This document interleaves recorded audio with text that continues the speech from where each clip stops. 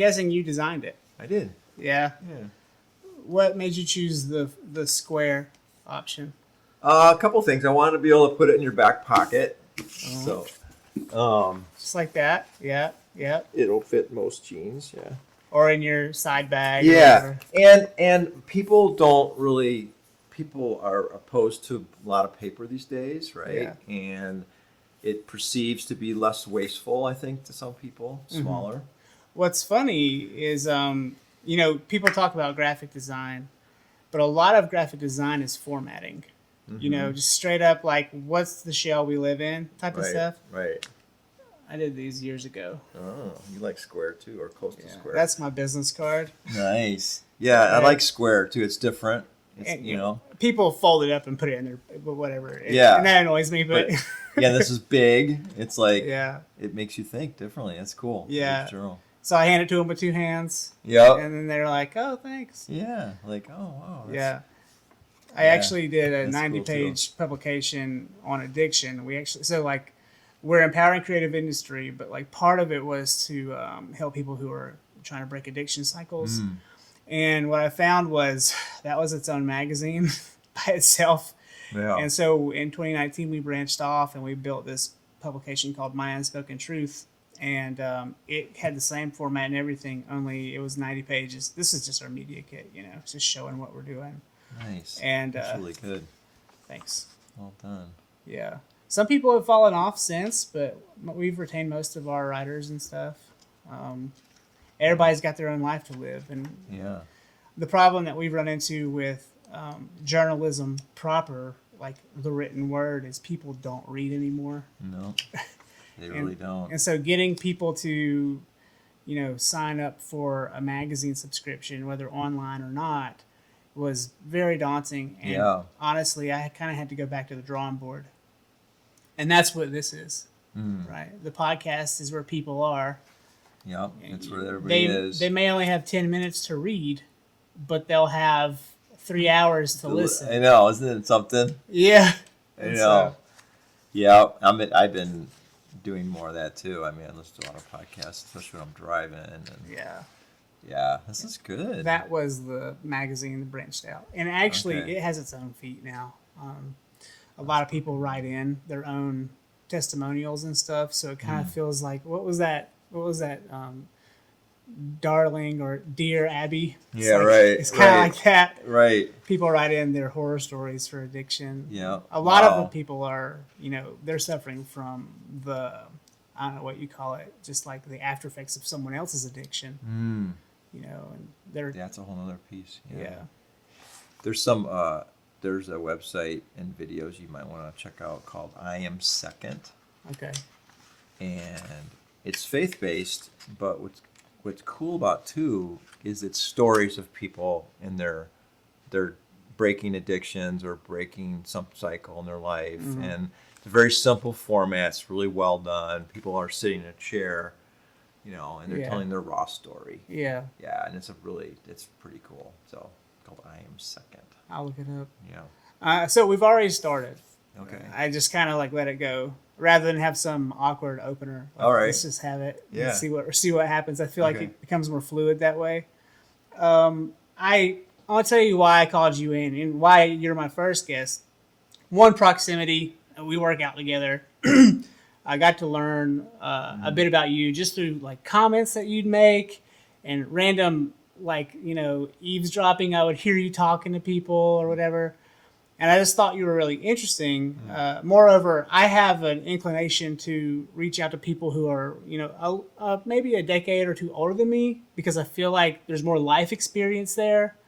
And then also, you kind of fit the mark because I realize you're also a graphic artist. You got started as a graphic designer, and so you meet the criteria to come in and speak with me because you're technical, you're creative, and you're also you're an entrepreneur. And so that is exactly who I want to talk to. Cool. Also, you don't have you have fun opinions that are not so status quo, and I think that makes you an interesting person to reach to. So here you are. Wow. I want to know where you grew up first. I want to know I want to know. You said this morning that your mom made her own cookies, and that you couldn't get Twinkies or anything Right. from Right. anyone. So you go Right. trade your cookies, which were probably better than the. Oh yeah. I didn't Yeah. know that at the time, right? Yeah. Yeah, I and traded my oatmeal cookies, So- homemade oatmeal cookies. So you moved here from Illinois, Chicago area. Is that where you grew up, or Yeah, Chicago suburbs. so you were there your whole life then? Pretty much. I mean, there's a few years I was living in Wisconsin, and then I went to school in downstate Illinois. Okay. But otherwise, yeah, Chicago area. And so, but another thing that lured me to you was you were extremely well traveled. So Chicago was home base, Right. but you sprung off to India, and I can only imagine you probably did a whole bunch of other traveling too. A little bit, yeah. Other African countries. Tell me about it. Like what comes to your mind Yeah. first? So my first kind of awakening in terms of the world is that the United States is very unique. Was when I went to just Juarez, Mexico for 5 days. Sure. That was eye-opening. Same for Just me. over the border, but then a few years later, I went to Ethiopia and Kenya, and that was a whole nother level of exposure to the world and particularly extreme poverty and injustice. So it was in the slum of Nairobi that really gripped me and put me on the path I'm on now. Okay. And then I went to India soon after that. And so, a big mark for your business is, you're helping to, let's say, expunge slavery.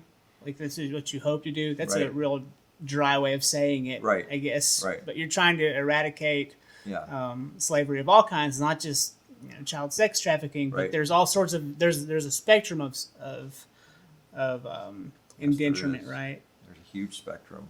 Yeah. I mean, even in this country and the things that are happening politically, I feel like they're slowly taking small freedoms away from us.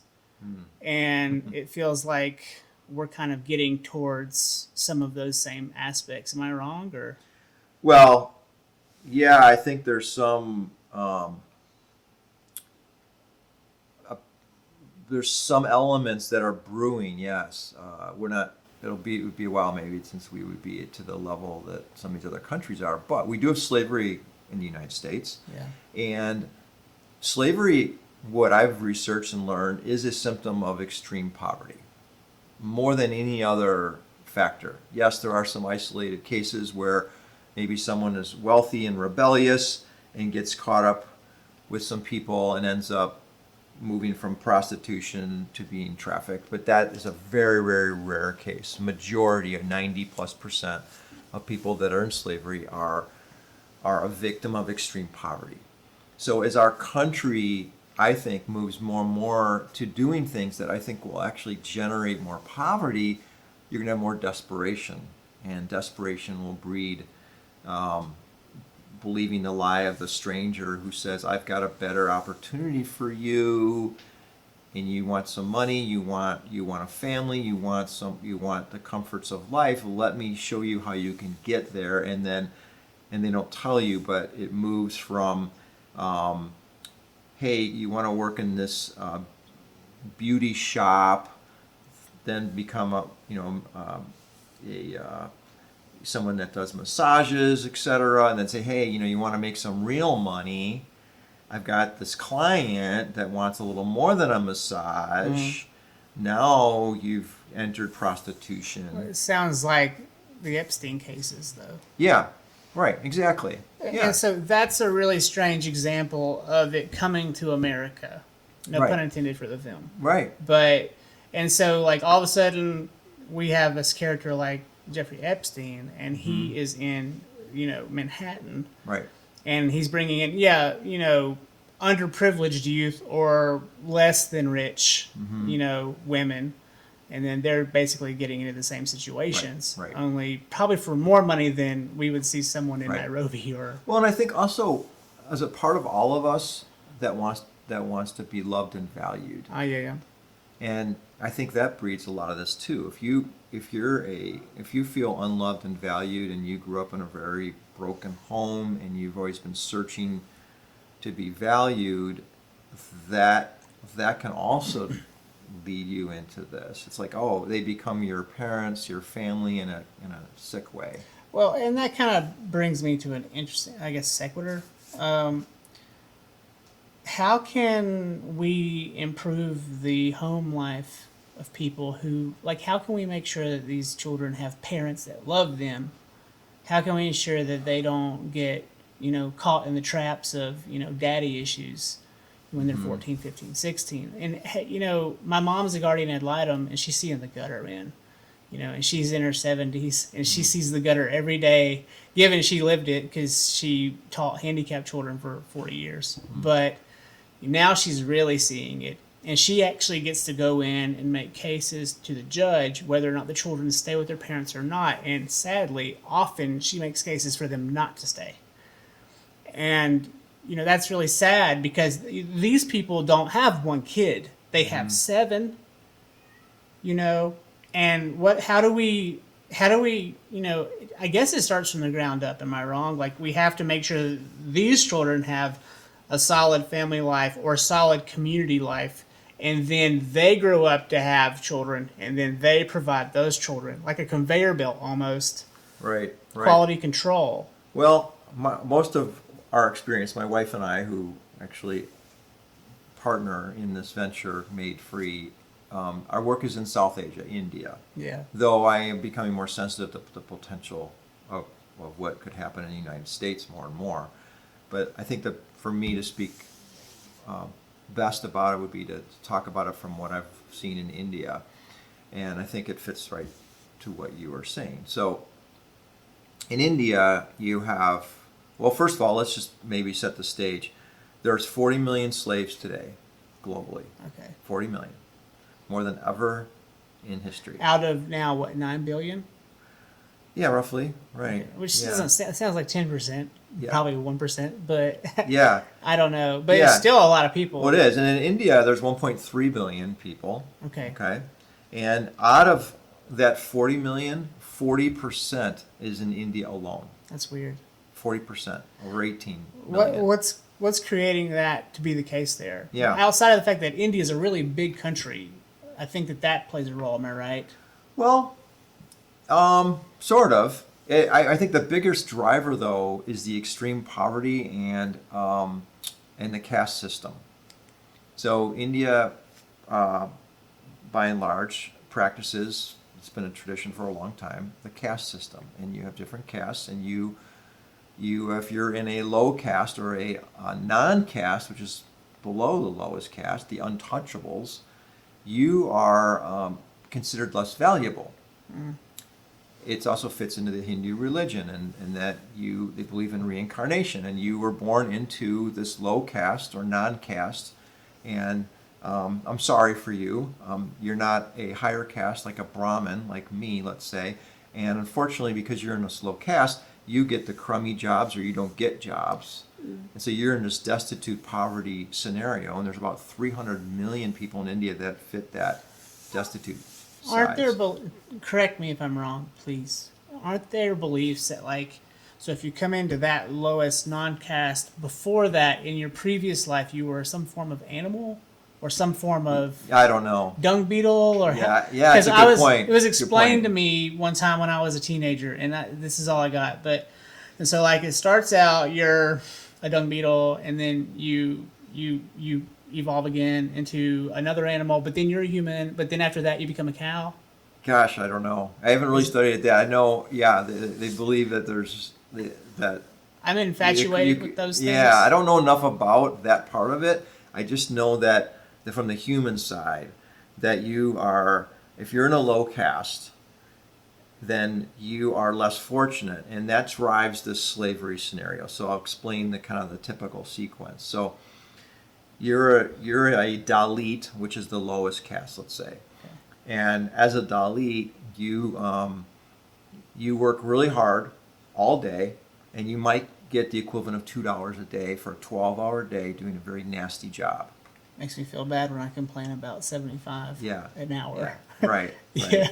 Now the money means a little bit more in India, but not much. And so you're a Dalit, you're 12 hours a day. You don't get good nourishment. you're tired, you're hungry, you may have had to walk a couple miles to that job, or be in a crowded bus or something, or ride a bike or whatever. And so you maybe have a 14-hour day, let's say, when it's all said and done. Yeah. You don't have any time for anything else in your life, and you're not well nourished, and you're desperate. So a stranger comes along and says, hey, you've had a really crummy day. I can imagine you probably work here, blah, blah, blah.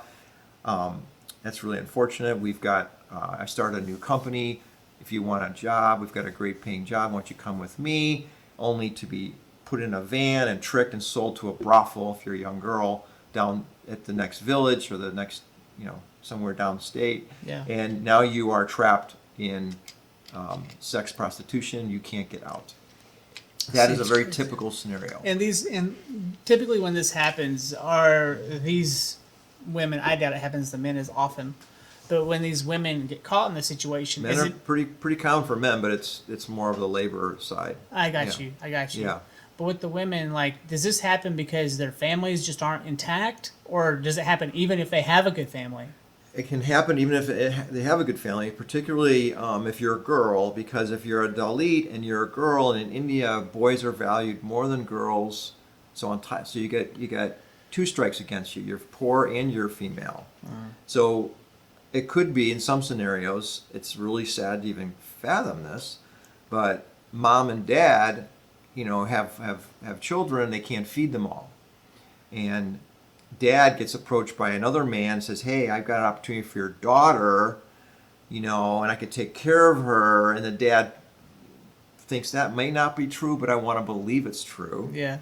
And this man says, yeah, let me take care of your daughter. And he gives his daughter away, basically into slavery. I don't know how that's even a thing. Yeah, it's hard to even fathom, but that happens. So, and the reason, part of the reason we're in the fashion space is that one of the fastest industries in South Asia is the fashion and apparel industry. 1 in 6 people work in the fashion industry in some capacity in the world today. It's a very huge employment base or workforce category. Okay. So if you're in India and you're working in a fashion factory, even if you're making the minimum legal wage, okay? What is the minimum wage there? It depends on the state, depends on this town, but the average legal minimum wage in South Asia, which also includes Bangladesh, is about $1.90 a day. It doesn't sound like they can live off that. They though. can't. And it's how is ironic. Another side fact of this is that the World Bank, who studies poverty and studies the world in this sense, they believe that we're going to end poverty. They used to say by 2025, but I think they've adjusted their numbers. Yeah. It's not going to happen. But they would say these things like a few years ago that we're going to end poverty in 2025 through aid. That people would just donate more and give more. If countries and individuals would just give more to foundations and give more, if governments would just fund more, then we're going to aid our way out of poverty. Well, here's the truth that they seem to forget or don't pay attention to, is that the average legal minimum wage in South Asia, the most impoverished region of the world, okay, is at their level of poverty. They define poverty as $1.90 a day, the World Bank. If you were to adjust those rates for what they'd be making in American dollars here, if they worked here, what would that be? Like, how much would they make here per hour? We'd have to call it per hour. Yeah, it's hard to give you a hard number, would it be like $8 an but hour, the livable wage is about $8 a day in India. Yeah. Okay, now What would a livable wage in America be? that's a great question. Do you think it's 15? It's Or do you think it's 20? I'm not an authority on that. I haven't studied it. Well, I But just want to ask though. Yeah. You're a really healthy guy. You go to the store. I bet you buy really good greens and you eat really well. If you were to be able to do it on bare basic salary, how much would you need to eat healthy and to get all the things for your life that you needed to be a good human? What would you need per hour? I really don't know, but I will say this, that I think in America we have kind of an abundance mentality, and I think we we can get to a point where we think we need a lot of things that we really don't. Yeah. I mean, so in India, going back to India, for them, if they can make $8 a day, they're very happy with that. And now that's a very simple lifestyle. They live in a very simple home. Maybe it's a 2-room stone block building, but they have shelter. It's a solid building. They can eat healthy food. Their kids can go to school, even though the school's free. They can't get there if they're working. So a lot of poor families in India, the kids don't go to school because their parents make the kids work to help out with the family to make money, so they don't go to school. But if mom or dad, or both, are making, say, $8 a day, kids don't need to work. They can go to school. They can also get to the hospital if they need, or get medical attention if they need it. Now, is All medical, that. is healthcare free there? It is, but it's not very good. So the private versus public is a very different thing. Do me a favor and scoot up a little bit. I worry that we're too far from the mic. I don't know. I gotta get these. I'm either going to get the table lowered or I'm going to get your chair raised. Yeah. I'm still working on Maybe I it. can raise the chair. Nope. It's You've as already far as done it that. goes. I've tried. I might give you a seat cushion like a little kid. I don't know. Get you up a little bit. I just want to make sure. Yeah. Okay, so now this number $8 a day.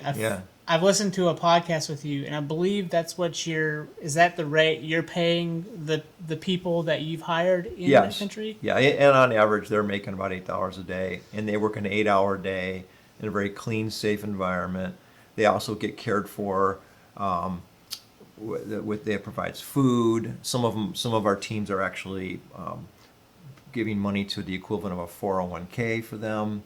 And so they're able to save money. They're able to helping them save. So they can, at $8 a day, they can literally put back $2 a day. Yeah, I don't know the exact number, but or it gives them that opportunity. Like maybe $2 to $4 a week they can put back. Yeah. Yeah. Maybe, yeah, and this is changing their life. It's changing their life to the point where they are healthier.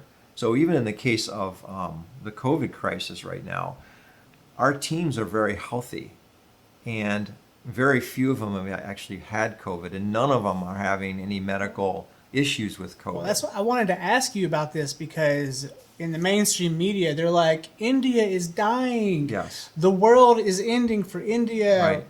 COVID is risky if your immune system is compromised, And generally. if you're unhealthy. If you're unhealthy. Yeah. If you're generally healthy, COVID doesn't have the impact that it does on other people. But in India, you have a lot of unhealthy people, and you have a lot of elderly. So they don't get nutrition. They don't get the kind of nutrition and vitamins that we do typically in America. So they eat a lot of rice, a lot of carbs. They don't get a lot of protein. They don't get vitamins. They don't get, their sun, I guess. They get vitamin D if they're outside. Sure, but they really don't. They don't get vitamin C, that's for sure. And vitamin C is an extremely powerful tool to keep our immune system strong. So they're probably not getting zinc and stuff like that. No, they're not getting zinc. So their immune systems are very compromised. So I think that is part of the problem.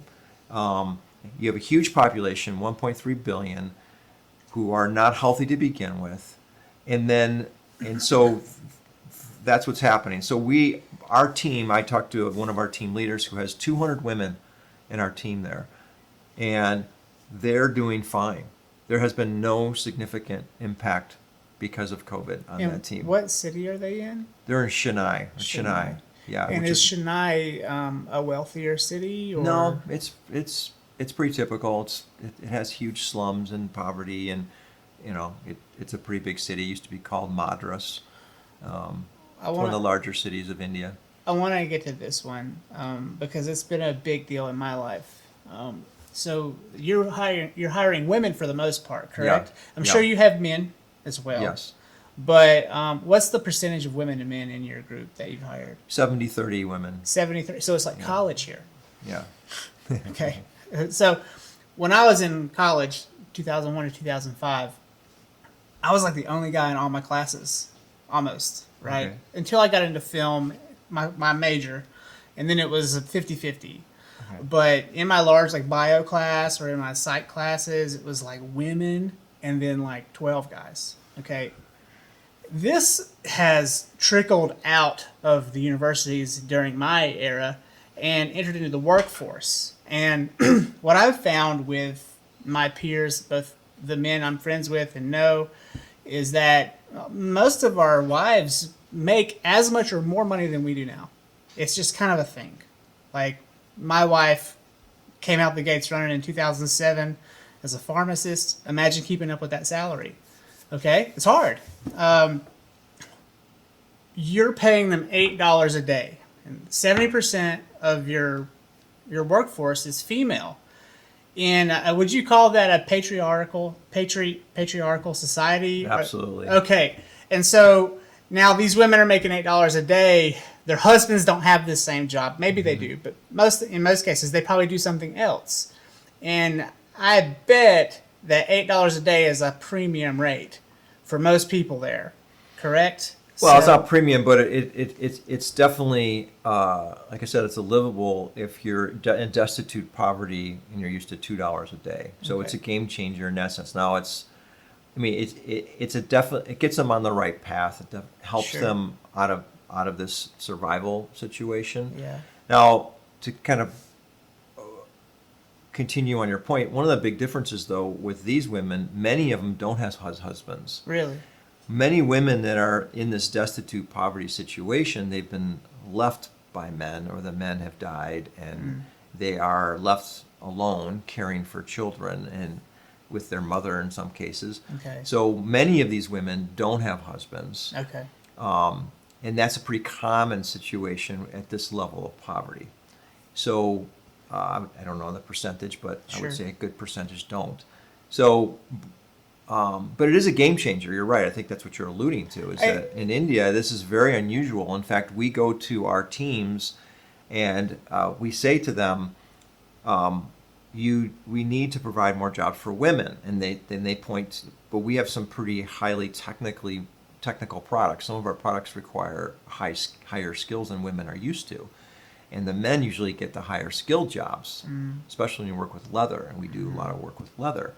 And so what we have to encourage is our team leaders and the owners of our teams, the owners of the companies, that you need to train women to have higher skills. And they're like, that's not what normally we do. And I said, we say we know, but this is what we require. I like that. And what's cool is that two of our teams are led by women, that the management team are female, which is very unusual. One is actually owned by a woman. So when we present that requirement, part of them is like a little bit frustrated because they don't have the women that have the skill, but the other part of them are really excited. And they go, this is good. This is good. You're forcing me to do what I know is right. Well, it seems like in leathers or textiles or whatever, it seems like a woman would have more of a finesse with her hand. It's like shooting a jump shot or like a free throw.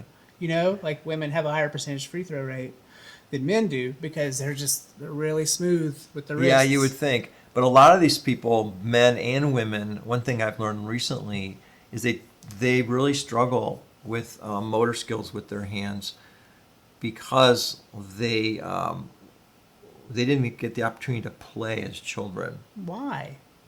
Because of the poverty. And they just went straight to work. They went like straight to 5, work. A lot 6? of them started to do manual labor when they were younger, Making soccer balls and or what something? and they didn't have time to play, and they didn't have the opportunity to play. And what I've learned recently from talking to experts around this is like we actually, in those early development years as a child, when we play, we actually develop our dexterity and our motor skills and our ability to use our hands. Well, here, I mean, we play sports until we're at least 18. Yeah. You know, some of us go to band or whatever and play music, but we're still playing. Right. The trumpet is dexterity just as equally as playing Sure. whatever. Sure. And so, I mean, like that's I guess that's a huge difference between our cultures. It's like we get the chance to play for 18 years. Mm-hmm. If we're good, maybe 32. Right. Maybe 40. Well, Tom Right. Brady's 42. And so like he's played almost half of his life now, and that's probably all he knows. And that's a shame, but who's to say, right? And so, I mean, like, that's I guess that's a huge difference between our cultures. It's like we get the chance to play for 18 years. If we're good, maybe 32. Right. Maybe 40. Well, Tom Right. Brady's what, 42? And so, like, he's played almost half of his life now, and that's probably all he knows. And that's a shame, but who's to say, right? I got frustrated thinking about how our society, in a way, and the businesses and brands that have been created here, like Nike, and I don't know brands that do bad things, but I know Nike doesn't always pay attention to the poverty in other countries. And my sister and I have our own podcast called Paywall and Earl. It's a joke, but we talk about this a lot. We rag on Jeff Bezos a lot. We rag on Nike a lot, and it's just like, how can they're in Oregon, right? That's where Nike's headquarters are. They're like supposed to be the most woke people in the country, and here they are sending these shoe jobs overseas. I guess to places like India, probably other places too. I don't know, Indonesia, maybe not China anymore, but I know they used to be, right? And they're allowing those people to be completely impoverished. And with literally the shoes that they make, we're stepping all over them as a culture. And then we go to the Olympics and we beat their asses with the shoes they made. And then they look at us like we're better than them, but really we've exploited them for decades. What's your take? Well, it's a very complicated topic, and I believe Nike and others are doing a better job because they've been under scrutiny. So we don't really know to what level they are impacting this topic. But a couple things I do know is that, particularly in South Asia, well, I think it's other countries too, but I know this in South Asia, Bangladesh and India are the primary regions of South Asia that produce a lot of apparel and fashion. And the story of the Rana Plaza collapse is a great, I think, way to talk about this. So Tell me, I don't know anything. So Rana Plaza is a fashion factory in Bangladesh that collapsed about 8 years ago. With people inside. 1,200 people My gosh. perished. It was a big story. And Never heard it. yeah, you check it out, Rana Plaza collapse. And it was in the news for a couple weeks during this time. It was well publicized, though people, I think, were very confused and had limited interest in it because it was so far from here. But it is so close to us in this sense. So when that building collapsed, they found a lot of major brands of product in the building. They saw the labels of the product that were being made in the building. So those brands were scrutinized and were really held to the fire as far as, okay, what are you doing here? Because the reason this building collapsed was it was an illegal factory. It was built without permits. It was built structurally unsound. The saddest part of the story, I think, is the day before it collapsed, someone noticed that there were cracks in the walls and the structure, and that it was Just very the vulnerable. day before? Seems like they should have seen it before that. Maybe they did, but a structural engineer or someone pointed this out and told the owner of the building, "You need to evacuate this building. It's going to collapse." It was actually stated. And they Well, didn't. the owner's like, "You're crazy, forget it." And he ordered all the people to get back in the building. They actually did leave the building, I guess, part of the day. And he said, "You need to get in that building, otherwise you're never going to work again here." Someone didn't go back. There are a few people out there who did. I hope so. But they worked the next day, and it collapsed. 1,200 people eventually perished and were found dead and all that. It's so sad. And the big news was, okay, big brands that contributed to this, how could you do this? Yeah. Well, many of the brands said, we had no idea. And that's their fault. I'm sorry. Right. And the way it works, though, I actually believe them. They didn't know that their product was being made there, because the way the fashion industry works is you work with a front company, a broker, Middleman. a middleman. So you go to that company and say, I need shoes made or T-shirts, whatever it is. That company outsources it to a bunch of factories. you don't know who's actually going to make the product. You work with this front company and they tell you everything's above board. They give you all the certificates. Everything's wonderful. Lo and behold, there's this shadow behind them of this darkness of illegal factories and sweatshops and all that. They just want the big contract. They want the big contract and they'll do whatever they can to get it. And then on the buying side, you have a budget and they, you're saying, I want these shoes or these shirts made for this price. And of course, we want you to follow all the laws. And they claim they are. And we need certification that you're following all laws. So they give them a certification. So from the Nike's perspective, everything's being done correctly. Now, what's happened since then is that companies are going deeper and looking into, what's going on. And they're finding some things and they're making some changes. But by design, it's a pretty tough thing to really get a handle on. Because you have this huge industry and there's so much corruption. So to me, the biggest culprit in all this is corruption. To me, it's tough if it's a guy like you who, you're doing this, it's not off the cuff, but you're certainly not Nike, okay? Right, we are small. Right. And so,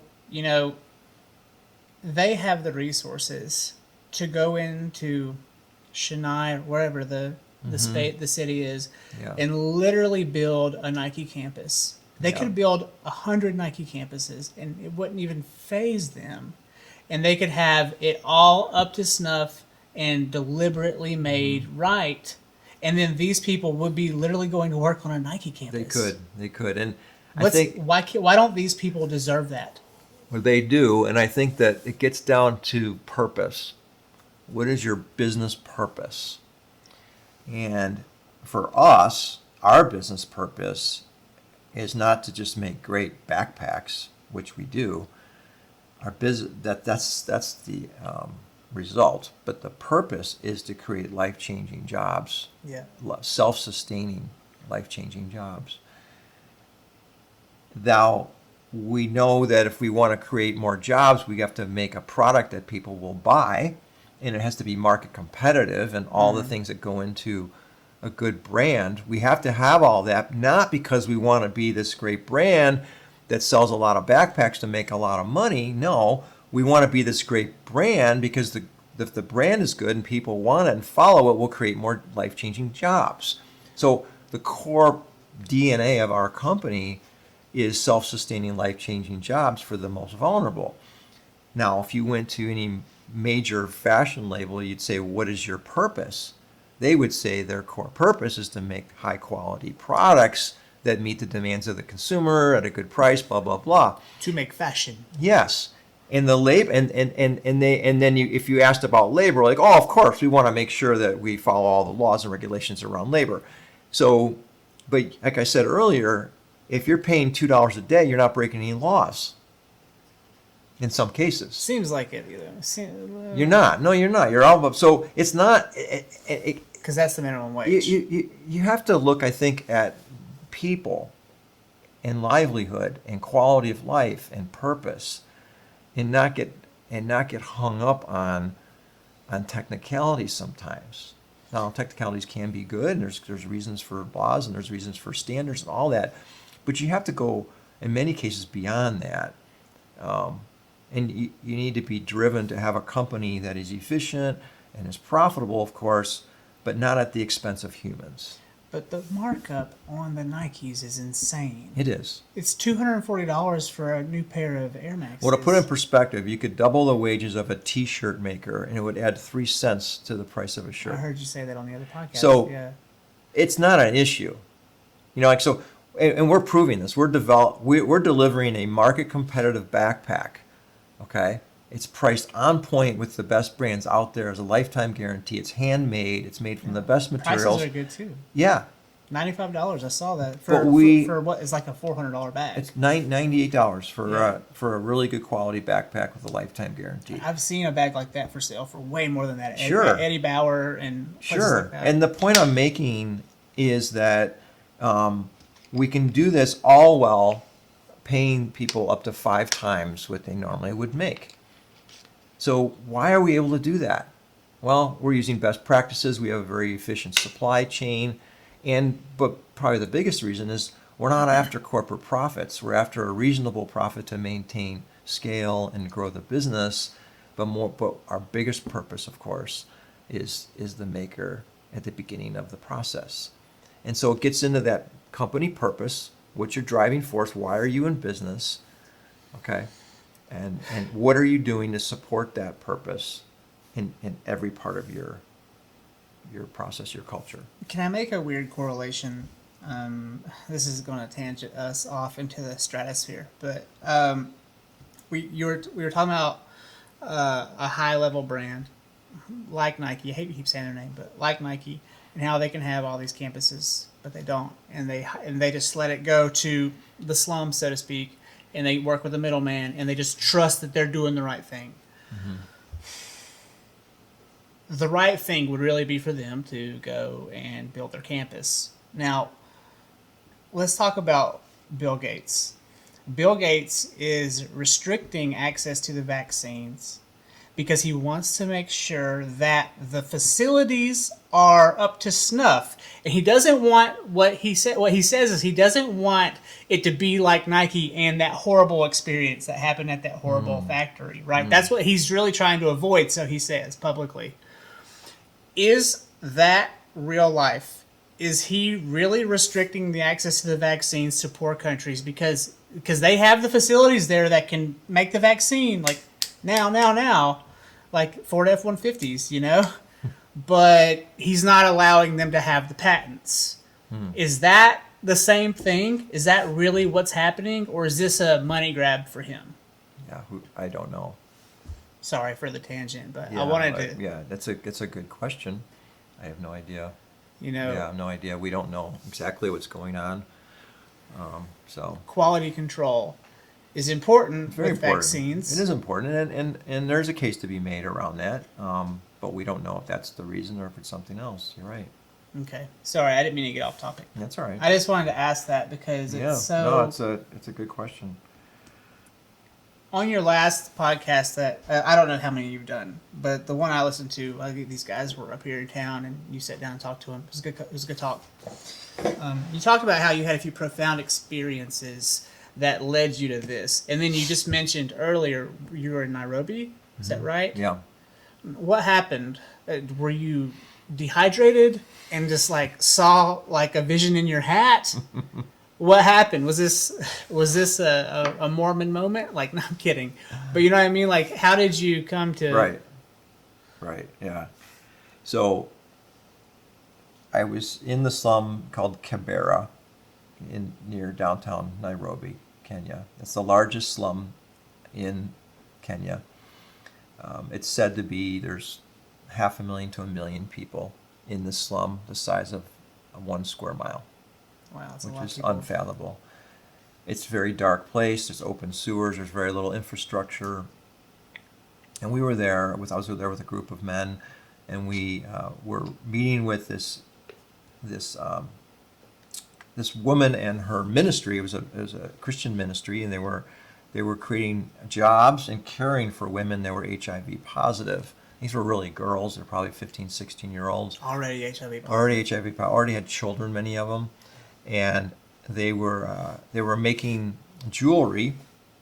They had some jobs, and they were living in this safe, clean place, and they're making jewelry. And we were there, and the young women said, "Hey, can you buy our jewelry? If you do, it'll help me." And I'm like, "Sure, I can buy some." At the time, and I'm thinking to myself, okay, is this really helping them? How much is it helping them? I asked them. I found out that they're making about $3 a day. And they said that's actually really good because most people in Kibera make $1 a day. And I got them to admit that really that the game changer would have been that livable wage around $8 a day. And at that point, I was overwhelmed with the kind of the vision, if you want to call it, or desire. But it was really for me, because I'm a Christian, it was the Holy Spirit. As a believer in Jesus, we believe in the Holy Spirit and that the Spirit is alive and well, and the Holy Spirit is also a person. Sure. And that Spirit imparted on my heart at that moment Was the Spirit you at that point? I mean, that's a deeper question. But like the Holy Spirit supposedly lives in all of us, and it rises in us. It only lives in you if you invite it to. Sure, sure. So, and so the Spirit made it really clear to me that I could be used as an instrument to help these women, and I didn't know how exactly, but I wanted to. I had this deep desire, like, wow, what if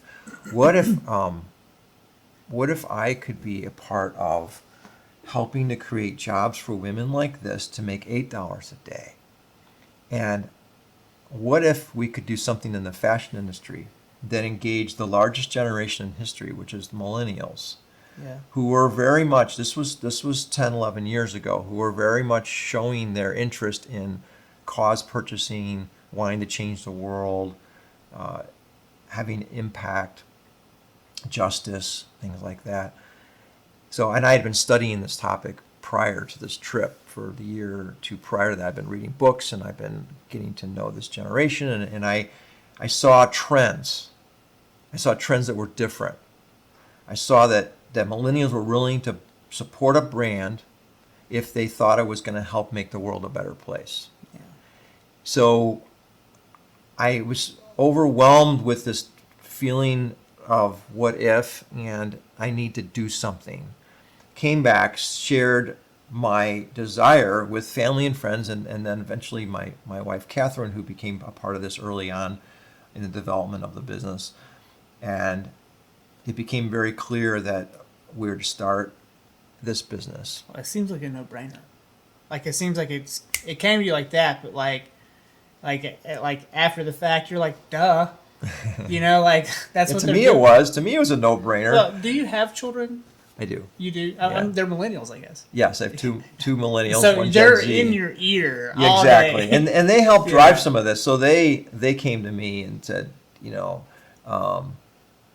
hey, Dad, have you heard about Tom's shoes? I remember I got on the wave too. I bought a few. They only lasted like 3 weeks. And but I was intrigued by them, and they inspired me. And Blake, the founder, has done some great things.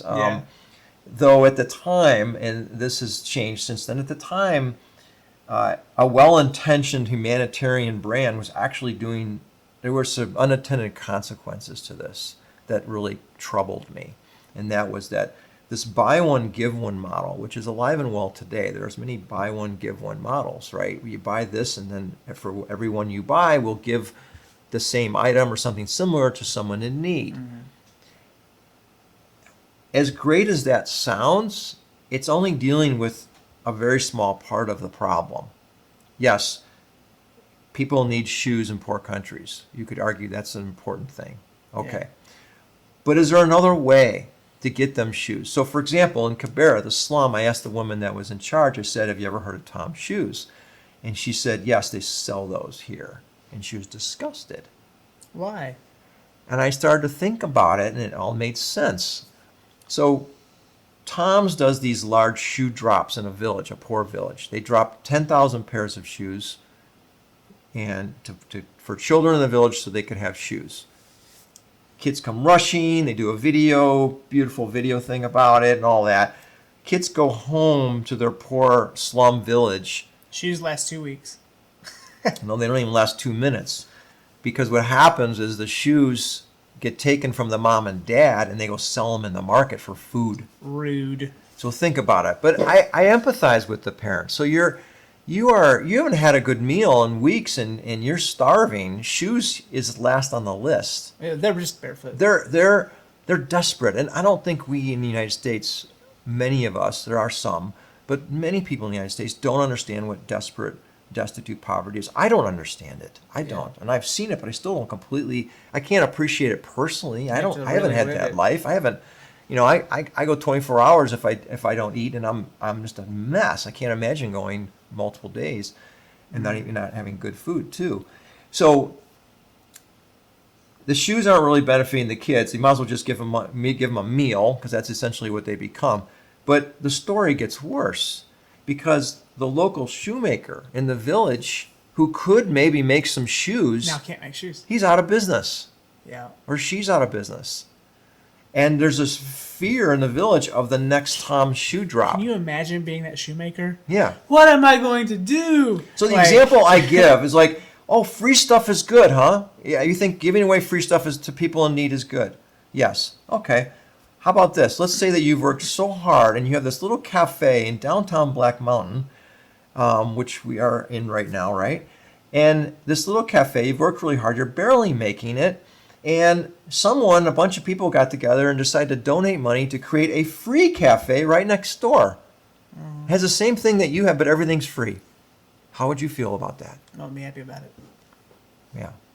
Well, how different is that? It's a race to the bottom, which is what I see in media all the time. And that happens to me. So you see this? Like, this is like $20,000 worth of equipment. Okay? Right. And I'm not in debt. Thankfully, I was able to pay it all off, which is another story I'll get to later. But, the next guy over, he's 24, fresh out of college. I love his ambition, but he's going to do that job for free. Okay? And his daddy bought him that camera. Okay? And that's what's happening. It's not like he went and bought that himself. His dad bought it, or he found a way to collect some money off grandma or whoever. Right. And it's I say this to people all the time, when I'm teaching classes or so, that I'm like, it's not just about who you know, it's about what you have. Mm-hmm. And if someone has, if an 18-year-old has this camera, and unfortunately the Gen Zs are really good on a computer, and they can learn editing skills off the cuff, and they can edit right off their phone and make a video. If they know how to get that footage onto this, they're golden. Okay, and it's not that hard to do anymore. So, I think you make a good point, and I think what we have to remember is work is good. We were made to work. Yeah. Work, doing good, adding value, providing value for other people is a good thing. And we can grow and we can prosper, I think, a lot better when we are encouraged or required in cases to actually earn a living, to get a wage, to actually do a task. So in the case of what we're doing in India is that, we're not, it's not a handout. It's an empowerment model. Okay. And there's a lot of people that donate to poor people, and I think there's a time and a place, but that should be temporary. We can give someone food today because they're starving. Great. Teach a man to fish. But let's help them get out of that cycle. Yeah. And we don't typically do that. We take the short-term plan, which is survival mode. They need food. Let's get them food. That becomes the long-term strategy. And I think that's the problem. And that's where the World Bank is missing it. They're saying the answer is aid. And they're killing entrepreneurship opportunities in these poor countries by doing that. They'd be better off encouraging entrepreneurship and empowering people to take control of their lives versus getting them hooked on the aid drug, so to speak. Yeah. So I wasn't even going to bring this up, but it just popped in my head. I get contacted every once in a while from someone in Ghana or somewhere, and they find me on Facebook, and they're like, hello, and I'm just like, hi, because I respond, and I probably shouldn't, but I do. And I end up getting in some weird discourse with them. My wife rolls her eyes, and they're like talking about how they need money or this or that. And I'm like, hey, have you considered pressure washing? That's a really great opportunity. Right. I don't know how much they cost in your country, but we can get a pressure washer here used for like $55. What can, and he's like, can you send me the pressure washer? I'm like, no, I can't. What, and I probably foolishly am saying these things, but it just makes me think. It's like, I pull up Ghana Street View, and I'm like, God, that needs pressure washing bad. Look at that building. You could pressure wash that one for days, and it would still be dirty. Right. And I'm just thinking, like, how would these people in these third world countries, without asking for a handout from us, like, how could they grasp that entrepreneurship? What could they do? Because when the pandemic hit, like, I started advertising myself as a pressure washer. Because one, it's so peaceful. You just really get into it, and you just forget you're working. But then two, like, that's just one thing. What other skills or trades could they come up with that would work in their countries? Well, I think this gets down to leadership, motivation, cultural issues. There's many skills. People in India, like America, can do a lot of the same things. They can have better than us. in some cases, yeah. There's a couple handicaps in poor countries, and I'll just use India because I know it better than others.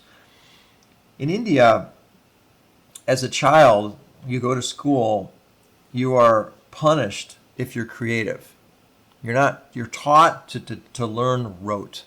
Like you are not. I'd be screwed. Yeah, me too. You are not taught to think outside the box or solve problems.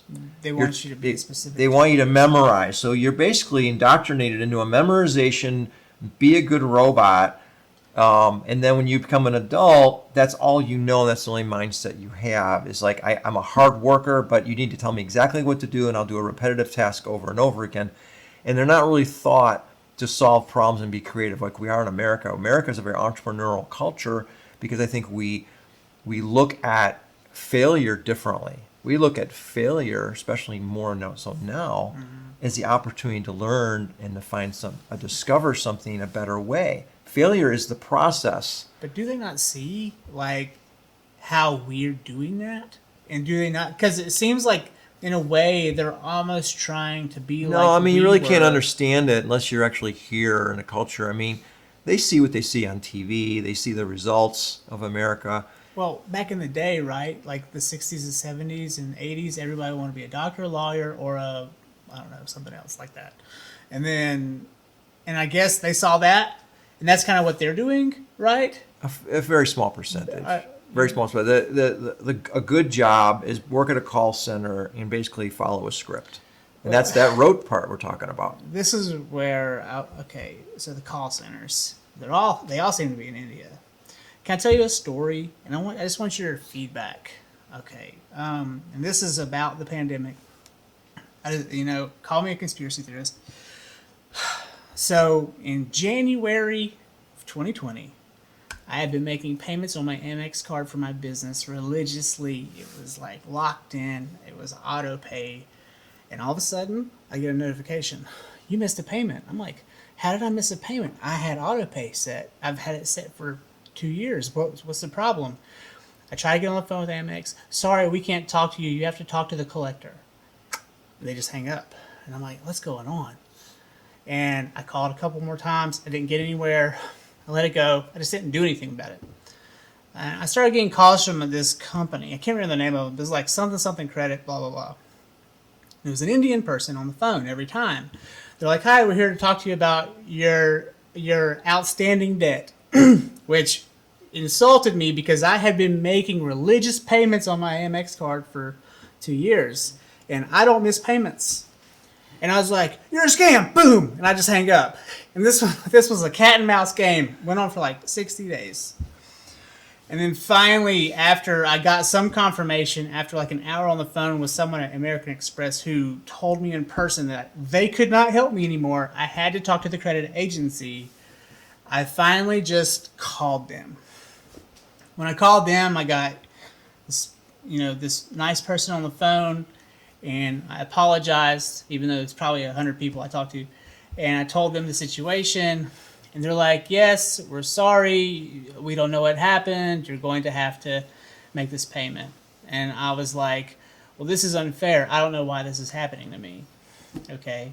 2 weeks or so go by, and finally I get to the end, and I'm talking with this person, and we become like short-term friends on the phone, Mm-hmm.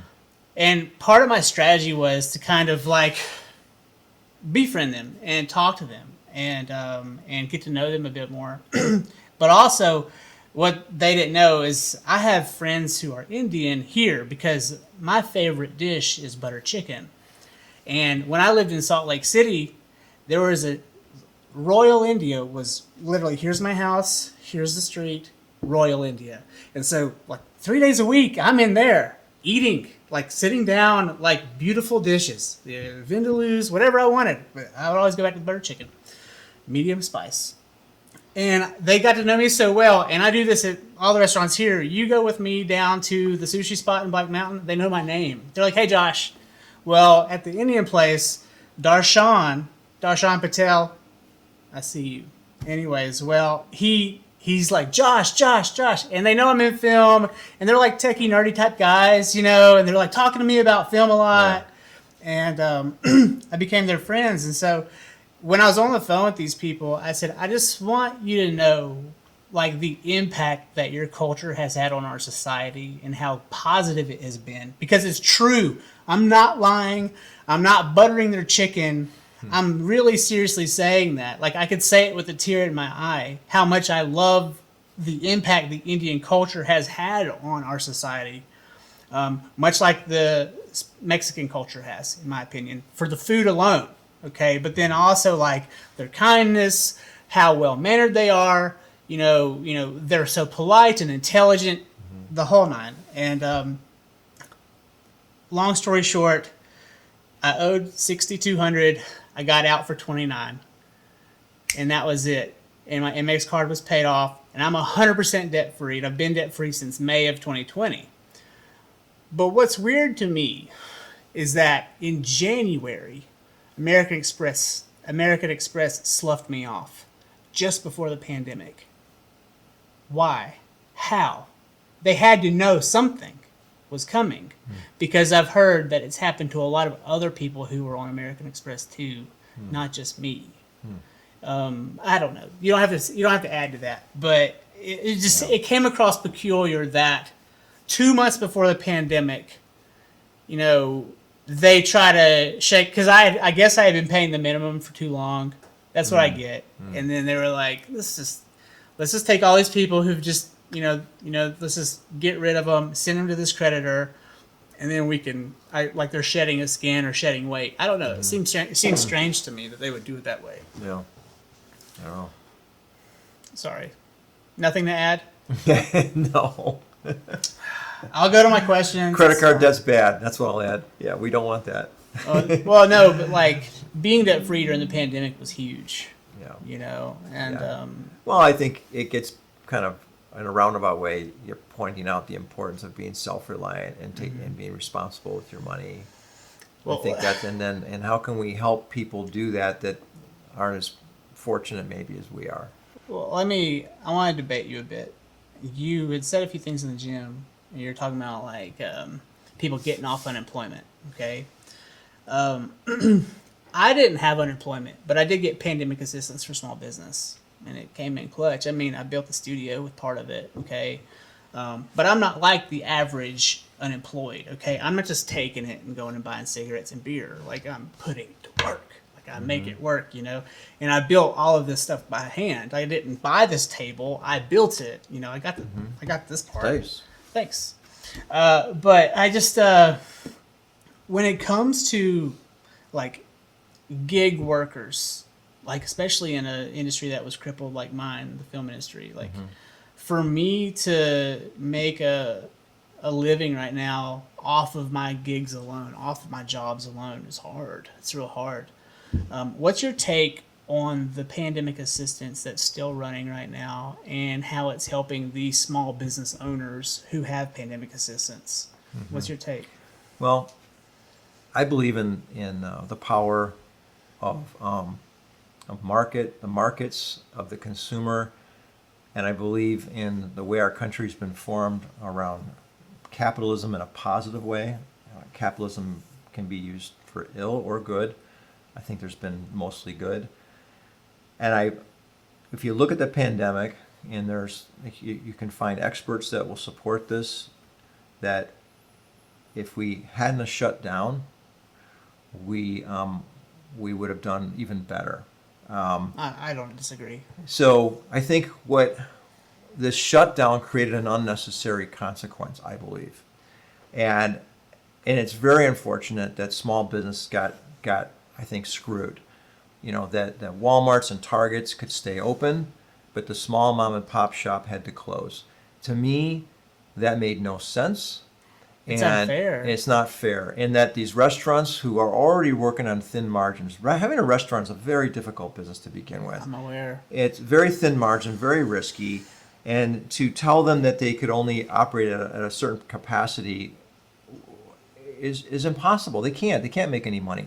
So my take on it is that it was handled poorly, and that we shouldn't even be in this scenario, and that the best thing to create jobs is to create wealth in the country is to encourage thriving business and create value for people and have the exchange of the free market. And we've lost that to a point. But now the market's coming back, and we're actually at the risk of inflation.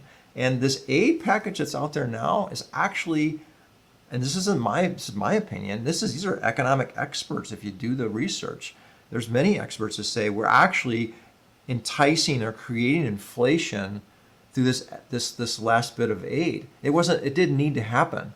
The free market was working and coming back and creating wealth, and people are going to have money through jobs. But to actually pay someone enough money that's equivalent to $19 an hour to not work is insanity. And that's what's going on. This extra $600 supplemental unemployment check a week plus regular unemployment is the equivalent of $19 an hour. So why would you work a $15 an hour job when you get $19 for not working? Well, great point.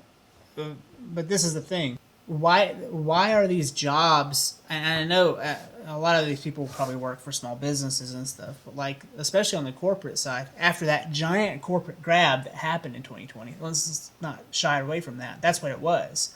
How can a Walmart at that point not pay $20 an hour for their people to come back to work? Like, how can a Home Depot probably does better, but like I just don't. Well, I'm not a big minimum wage advocate. I mean, we don't pay minimum wage. I think you can actually make more than $20 an hour by paying by having a two-part income program. What I mean by that is pay them whatever the current minimum wage is, but have a performance bonus for the team tied to performance of the business and profit.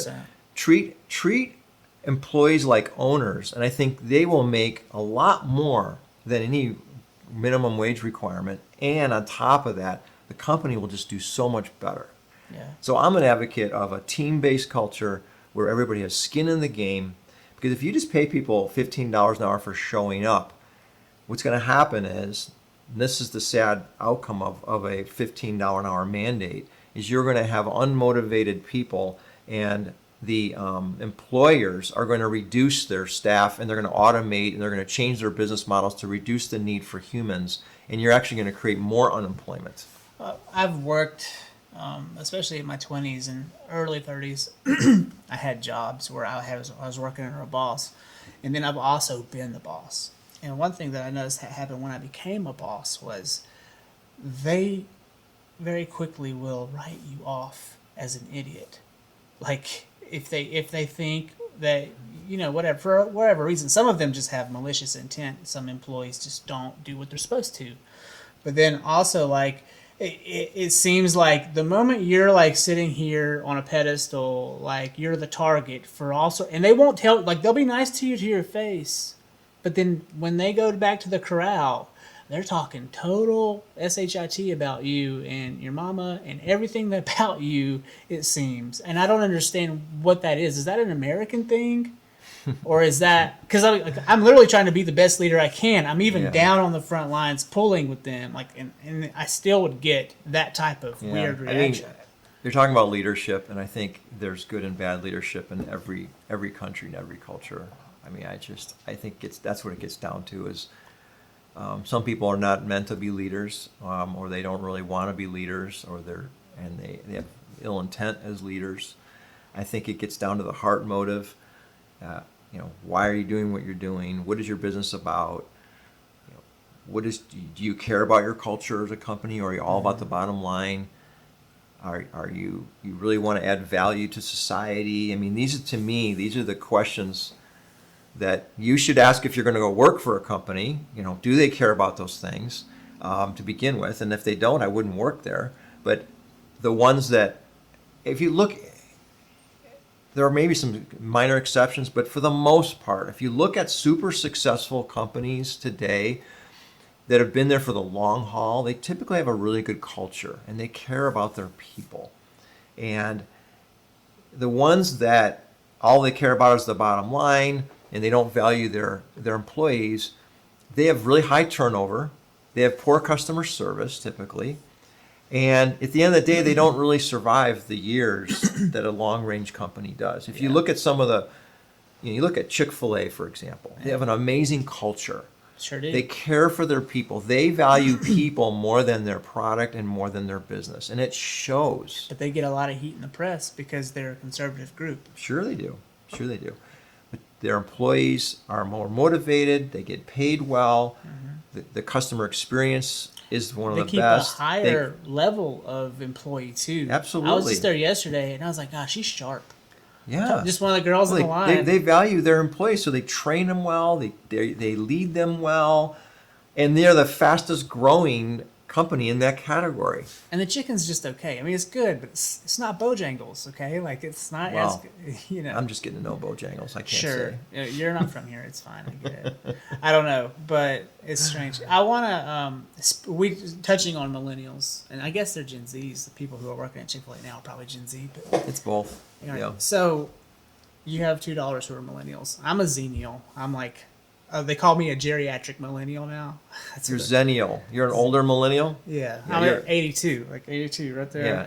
So you're a Zennial. My wife actually got her PhD in studying generational differences, and Yeah. particularly millennials and leadership. So she helps me Well, with this. it's really interesting. I want to hear your feedback more on millennials, but the question I have for you is like, how different are millennials in America versus millennials in India, for example?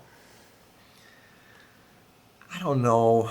Are they I'm as- speculating here. I don't really know this topic in depth, but if you just look at cultural differences, I think so. Millennials are very empowered here. They're so smart? very smart. They're used to getting a lot of recognition, and in India, getting back to this culture of very patriarchal. Males are more important than females. Don't think out the box. Don't be creative. So millennials are encouraged and rewarded for being creative, I would say, in the United States. Big time. Versus India, no one, very few people are creativity is not But recognized. see, millennials are rewarded by each other on Instagram now, here. Whereas I don't know if they're on Instagram or another version of that in India. Yeah, So- social media is big in India. It is, Everywhere. okay. Yeah. But like we're getting a lot of pats on the back just from our peers now, and Sure. that's enough for some people. I mean, Yeah, when you're yeah, good point. when you're a 25-year-old female and Yeah. you have 82,000 followers because you're pretty, like, or because you're funny, like that's and it happens really quickly Yeah. for them. True. And so I don't know, but I really wanted to figure out like. One thing about millennials here is they're very rebellious, and they don't really like they'll literally write you off right away, like if they feel like if they think you're a boomer, or like if they think you're of the old style. In the caste systems, there is that respect like expected and given equally there, or are the millennials there as equal? I don't know what the right word is, but just like That's a really good point. So yes, India's different and it's very patriarchal, but also elders are respected more, and it is cultural. So that's a really good point. That is different. do the elders deserve the respect? Is it that level? Are they really good elders? I don't know. Okay. Who knows? But by default, the culture would say you need to respect your elders, and I think that's a very admirable and a very positive thing about India is that they do value tradition, family, and your parents. Okay, they get respected, and I see that, and I think we've missed a lot of that in this country. Yeah. Well, back to the employee conversation. Like when I wasn't even like a boss. I was just like a assistant manager at I worked at Canyons Resort. I wasn't even an assistant manager there. I was just kind of like an older person working there. Like the 22 to 25-year-olds coming in, like they were just so rude and like standoffish and cocky, I guess. And I was cocky too, but like it's like, hey, like, if you use this lens instead of that lens, you're gonna get a better shot. And they're like, I don't care. I know what I'm doing. You know, like that type of attitude. And it's like there's not a lot of like I didn't understand where that was coming from, because when I came through, respect gets respect, and I didn't find myself telling people off a lot as a kid. You know, maybe a few times, but Yeah, we you're as a Gen Xer almost, you're an older millennial. You have a lot of you have some maybe some Gen X tendencies, and then even more so in my generation, the baby boomer generation. It's not acceptable to speak your mind or disagree with someone that was older to you. You just by default yeah, would defer to them, and you wouldn't necessarily disagree outwardly with them, especially in front of other people.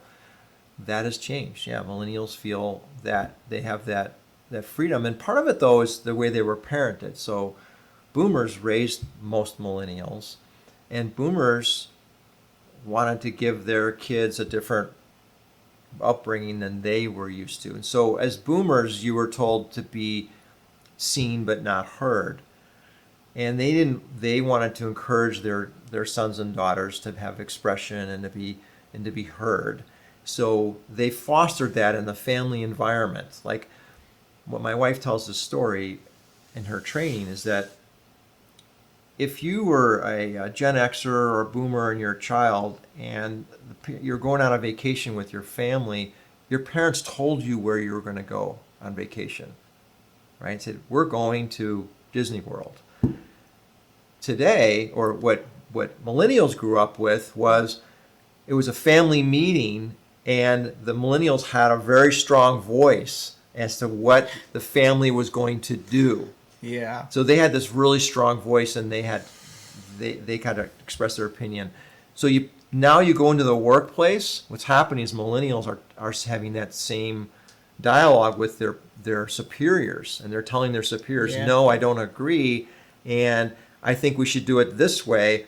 And the boomer superior is shocked. But as my wife reminds them, it's like, do you have any millennial kids? And they would say yes, and say, well, maybe did you ever teach them to have voice? Oh, yes, I did. Well, then why are you surprised that they're doing that in the workplace? So it's that tension between the way they were brought up versus the way they're living that out in their jobs now. I guess that's one aspect of the millennials that I have in me, because I would do that. I'd be like, well, why aren't we, you know? And I still do it with some of my guys here. Like, you know, there's a few guys who are in their 40s. They have more experience than me, and they'll be like, hey, let's turn record off, turn it back on again. And I'm like, why? Yeah, we're recording, But what I didn't realize was their camera had a 30-minute max, and so we had to cut. There are reasons. I'm like, so I felt silly for even asking why, because I should have known. But yeah, and he's like, because I said so, and I'm like, all right, I'm 38 at the time, so it's fine. But when I was 24, I might have been a bit louder and more obnoxious. Right. Entertain me. What's the impact of China and India? Like, how has China affected them, especially now after this year? How has China affected India? Yeah. Yeah, I don't know. I know that there's a lot of tension between the two countries. I bet. They don't want to do business right now. There's actually military conflict in the northern border of India, southern. But that's really intimidating for China. the Indian people. Yeah. So they're at a place right now where they are doing as little contact and business as possible. So it's very difficult to import product from China to India, for example, or for them to have commerce. I just feel like, as cultures go, the Indians are really our friends in America. Like, when I think of India, when I look to India, I'm like, gosh, they're like, I really like them. And I'm not the only person who thinks that. I think that's a general consensus. Right. But then when we look to China, there's like this weird rebuff and I feel like that's the way just China is. Like, they're kind of standoffish now and cocky.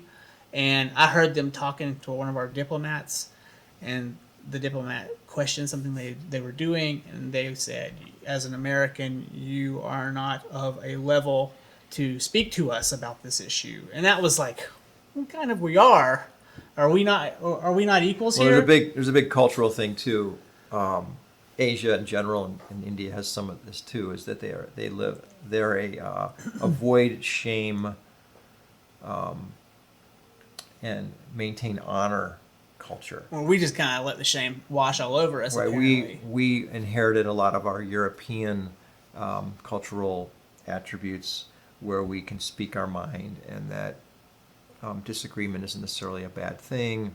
It's okay to be flawed. It's okay Right, to fail. it's okay. So, but in India and China too, but it's more about maintaining your honor and avoiding shame. So they don't ever typically publicly admit they make mistakes, because if they admit they make a mistake, then they receive shame. How do you avoid shame when all you do is copy other people's work? They probably would define it differently than that. What do they call it? I don't know. I mean, to me, that's like Improvement, I've been. refinement, I just remember being like a third grader. replication. I've been a third grader, fourth grader, even like all the way up in high school, and I remember just like copying off somebody's paper, and then feeling like a total piece of shit after it, because I didn't really get the grade, Right. and they're all about their grades in those countries, okay, and then they get all the way to the finish line to where they're grown adults, and then their governments are stealing our intellectual property, Right. and we're supposed to be the stupid ones. Right. But if we're stupid, why are they copying us? Why aren't we the ones copying their paper? Any thoughts? Yeah. Yeah. They're not, again, I think China's similar to India in terms of they're not very creative. They're hardworking. They have a strong work ethic, but they're not very creative. So America has built its existence on creativity and entrepreneurship, and my hope and prayer is that we don't lose that. But there's trends that are saying we will, and that really disturbs me. What are your hopes for the future of our species? We're lining the rope now. We're finishing up. What do you think? Well, Not just America, but like humans. all of us. My hope is that we can be more humble and realize that we need each other and we need to be in community. And my hope is that we really live out the true definition of love. There's so much hatred going on right now and division. And I feel like we've lost the ability to agree to disagree and still maintain relationship. And my hope and prayer is that we can get back as a country to a place where we can actually have healthy disagreement and debate without it jeopardizing our care or love for each other. And that has to happen through dialogue with love. Love is the motivator, and caring for people. And I feel like we're losing that, and that really concerns me. So my hope is that reverses itself. How can we organize ourselves better to create these opportunities for growth? Well, I think it's back to the mindset. Again, it's like what's your heart motive? Why would you want to get together? And if you're getting together to antagonize or to make someone bad, you're not going to foster that. So before we can move forward, we have to agree on what our motivation is. And if we're motivated by hatred, then we're not going to get anywhere. We need to be motivated by love and the desire to care for people. Mm-hmm. Yeah.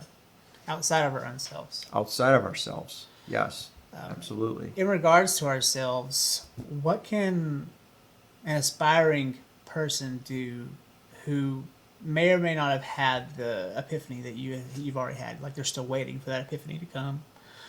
What can they best do? Let me see how I want to say this right. What can they best do to better their personal chances of finding that success in their life? Well, for me, again, it's just from my own life experience and from where I come from. I come from a belief that there is a God, sure, and there's one God, and that this God brought His Son as in the form of Jesus Christ on this planet. And so for me, we I would encourage anybody to investigate this thing called Christianity and see what you think of it. And there's a lot of great books out there. There's a lot of good historical evidence that Jesus did live as it says in the Bible. There's historical evidence that he did die and he did rise from the dead. And if you start down that path, you may go, well, you know what? Maybe there really is a God, and maybe Jesus was the Son of God. And I would encourage people to investigate that for themselves. And for me, I believe there is, and that spirit comes from that belief. I've come across a few cynics in my day, and I just said to one time, I was like, what if it's all real? Like, It's a great question. like what if all the angels and demons and all the things that we talk about What if? literally are real, you know? Right. And it when you live with these blinders on, you know, without psychedelics or epiphanies or whatever, you know, seeing a vision in your hat after being dehydrated in the desert for 30 days, like whatever. When you live with those blinders on, it's really hard to see. And I feel like it reminds me of Ready Player One, the movie, when like he's in the real life and it's just gray and like monotone, but then he puts on the visor and all of a sudden he's in the game and it's like this bright, vibrant, you know. And to me, I feel like a lot of people miss out on that vibrance, even though it's all around them no matter what. You have blinders on. What have you done, or what can someone do to work closely with other like-minded people? How do you find those other people who are like you? Well, I think one way is to do what you enjoy. Spend time during the day doing what you enjoy, but don't do it alone either. Find ways to do what you enjoy with other people. Like 6 a.m. workouts. Like 6 a.m. workouts. We wouldn't have known each other No. if we didn't go to, because we both value getting up at 5 o'clock and going to work out. No, you're an older guy. Do you get up earlier, or do you just get up at 5:30 and hit I get up at 5:15, have coffee and some vitamin C and an energy bar, and you and just hit it? and drive there. Sometimes I'm up at 4 and I'm sitting in Indian style staring at that screen. Like I can't sleep. But Yeah, I get up as late as possible. But my point is that you do what you love with other people, and you, of course, by nature, you will align yourself and meet other people that maybe share some of the same interests as you do. And I think that's a really good way to meet people in community. And I think in the last year and a half, we've lost some of that. You know, these lockdowns have caused a lot of depression. They've caused a lot of lack of community. And community is one of the most important things we do for our health. It actually feeds our health. Our immune system gets better when we're engaging with others. no, also Okay. you're exchanging germs. In a good way. Yeah. In a good way. We need bacteria. We need germs for our bodies to be strong and healthy. That's another thing that, you can over sanitize, literally. You can, Especially here. You can over sanitize your skin and your body with sanitizer to the point where your body is more vulnerable to good bacteria. At the same time, you can sanitize your mind to the point where you've lost the ability to be creative and think. Yeah. All right. If you could go back to when you were 16 and stare yourself in the face, what would you say to yourself? I wish I had more confidence then that I would go for what I really believed in, regardless of what other people thought. I think I put too much value on what others thought of me. I can say the same. Yeah, exactly. All right. That's all we got outside of what are your hopes and dreams for your family? We hope that we're new in this area in North Carolina. I didn't even dive into that. Yeah, and maybe so later. I know that's another topic, but Yeah. we really want to grow we want to grow and create a community family here. Get to know more and more people in the area. Should be and pretty easy to do in Black Mountain. Seems like it is. Yeah, it's very. Yeah. There's an old guard and there's a new crew coming through, and I find it really interesting how many young people are having children here. Whereas when we first moved here, the first thing I thought, we were at the bistro, and I was like, God, there's a lot of old people here. like where's all the people our age? And something told me to be patient. And a year or two later, they were moving in. Like everybody was just moving in. Yeah. So That's cool. yeah. Any final thoughts? No, thanks for doing this. Thanks for your work. It's valuable. Thank you. Yeah. Thank you for being my first official guest. Made free, handcrafted. That's what he does. Madefree.co is the website. Oh yeah, tell them how they can find you. Madefree.co. All right, for the kids, where are you on and social? and follow us at madefree.co. Madefree.co. Yeah. And you're on Instagram. What's your handle? Madefree.co. Madefree.co is your okay. Cool. That's easy. Yeah. Keep it simple. Yep. All right. Oh, I want to buy a bag for my mother for her birthday. Great. I was looking at Urban Pack. Should I Venmo you? What should I do if I wanted to buy one right now? Yeah, I would go on the website and buy it. Okay. What's the term? You could. I could enter your credit card in right now on my phone, but you could go on the website. There's free shipping, so you wouldn't pay shipping. Buy on the website, and then I will bring it and deliver it to you. What's the turnaround? Oh well, since you're delivering it, but what's the Yeah. typical turnaround on a bag? So we ship out within typically 48 hours. We ship out. What's your basement look like? Bags everywhere? You got tons of product, or We have a variety of storage areas. and so you're shipping them That's it. yourself? It's going Some straight- of it. Some of it we have fulfilled by other locations. Yeah. Okay, cool. Yeah. All right. Well, thank you for coming on the show. Thanks for having me. I'm Josh Lloyd, and you're on the Ridge. Thanks. Shaking hands, yeah. Cool.